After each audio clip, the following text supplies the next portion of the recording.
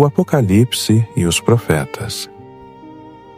Ao navegar por um rio de manuscritos e ideias, percebi, dentro do meu entendimento limitado, que o livro do Apocalipse se alimenta diretamente das fontes do Antigo Testamento, especialmente dos profetas maiores e menores, como Ezequiel, com suas visões, rodas e seres vivos, Daniel, com suas bestas e reinos sucessivos, Isaías, Joel, Sofonias, Obadias, Zacarias, entre outros.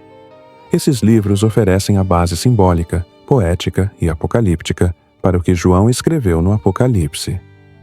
Isso é algo amplamente reconhecido por estudiosos sérios da teologia e da literatura bíblica. O que João faz no Apocalipse é uma releitura simbólica e dramática desses textos, com forte apelo político e espiritual para o seu tempo, especialmente em meio à perseguição promovida pelo Império Romano. O Apocalipse é, em sua essência, uma colagem simbólica de profecias antigas, adaptadas à realidade de um povo oprimido. Para mim, o Apocalipse é simbólico em todos os sentidos. Essa também é a leitura adotada por correntes preteristas e simbólicas, que compreendem o livro como um código cifrado para os cristãos daquela época resistirem ao poder imperial. Um drama espiritual, uma luta entre o bem e o mal. Mas não uma previsão literal dos acontecimentos futuros.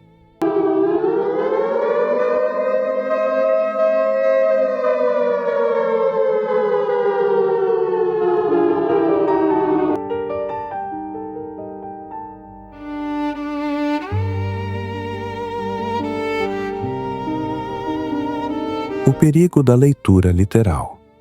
No entanto, muitos, por má fé ou ingenuidade, agarram-se a esses textos e tentam torná-los reais, como se fossem previsões exatas do presente. Dramatizam os escritos antigos e os transformam em eventos concretos, como se um teatro cruel encenasse, no tempo presente, antigas narrativas que jamais foram profecias, apenas repetições simbólicas de padrões humanos. Pessoas moldam o mundo de acordo com esses textos e tornam reais as tragédias que eles contêm, como se encenassem, por vontade própria, um destino que poderia ter permanecido apenas na metáfora. Assim como eu, há estudiosos e até grupos religiosos que enxergam isso com clareza. No entanto, há também os literalistas, aqueles que veem cada imagem como uma previsão literal do fim dos tempos. Cavalos, trombetas, dragões, guerras cósmicas e o colapso do mundo físico. Historicamente, essa leitura não se sustenta. Basta comparar o Apocalipse com os próprios textos que o inspiraram, para perceber que tudo ali é simbólico, literário, composto de fragmentos de antigas visões já interpretadas em outros contextos. Mas, afinal, o que somos? O grande motor dessa obsessão está no medo. O medo da morte. O medo da finitude. O medo do nada. É isso que leva muitos a crerem em eternidade, em alma, em céu e inferno. Como se fosse possível escapar da realidade através de crenças reconfortantes. Mas, se formos honestos conosco mesmos, o que somos nós? Energia? Alma? Espírito? Memória?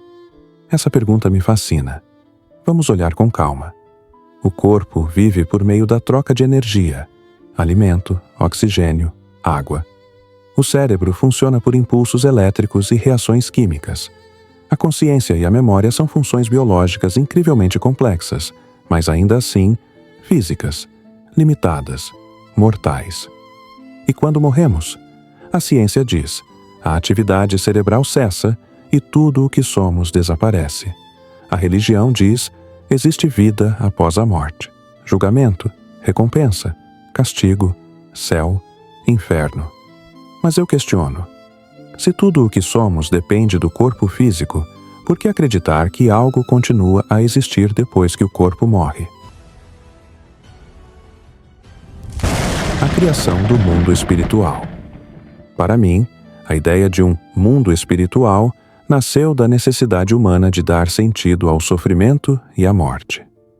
Essa ideia ressoa com o pensamento de Nietzsche, Feuerbach, Freud, Durkheim, pensadores que compreenderam a criação de Deus, dos deuses e do espiritual como resposta à dor, à desordem, à perda e ao medo. O ser humano criou esses conceitos para dar sentido ao sofrimento, estabelecer regras morais, consolar diante da morte e, acima de tudo, cultivar esperança num mundo frequentemente cruel e indiferente. Mitos religiosos de diversas culturas, Egito, Mesopotâmia, hinduísmo, cristianismo, compartilham temas parecidos: alma imortal, julgamento final, paraíso, reencarnação. É como se, em todas as partes do mundo, o ser humano buscasse os mesmos símbolos para curar as mesmas angústias.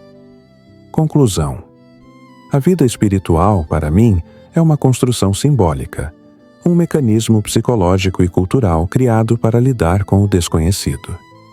E o Apocalipse? Vejo nele não um mapa do fim do mundo, mas sim um poema épico, um grito simbólico de um povo perseguido, uma obra mais próxima da arte e da resistência do que de uma profecia literal.